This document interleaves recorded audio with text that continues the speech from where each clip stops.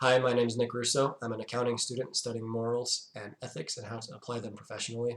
I've chosen to analyze and discuss a case study called FDA liability concerns.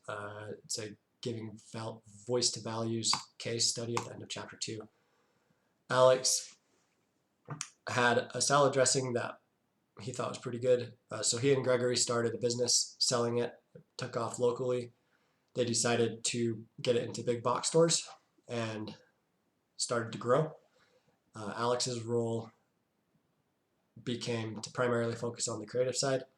Gregory's role was to manage the operational side of things, and they found as they grew that they needed financial management as well. One of the things they noted was that they didn't understand margins, so they reached out to Michael, a student that they knew or went to school with, and asked if he wanted to be the CFO, and he obliged, and they brought him on. They gave him a couple specific tasks here. They wanted him to develop costing systems that would keep them in FDA compliance. Also, they wanted him to reserve sufficient liability in the case of a product recall.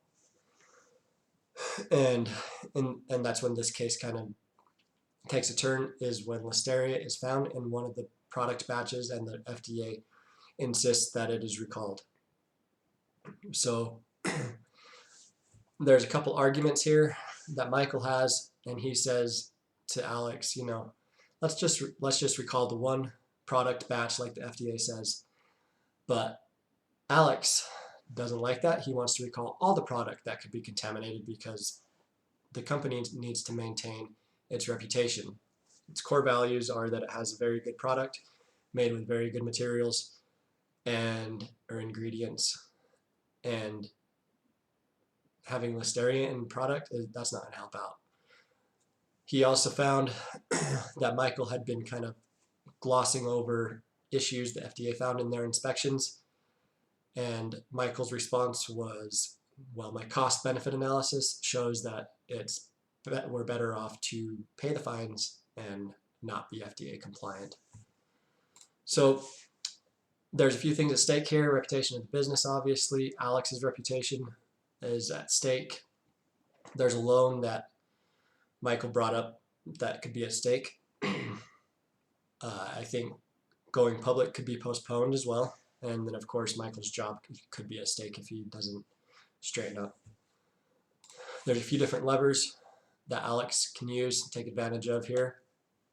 First thing you should do is get on the same page with Gregory, or ideally get Gregory on the same page with him, I should say, because Gregory's kind of not really been a player. He's not been outspoken so far in the case.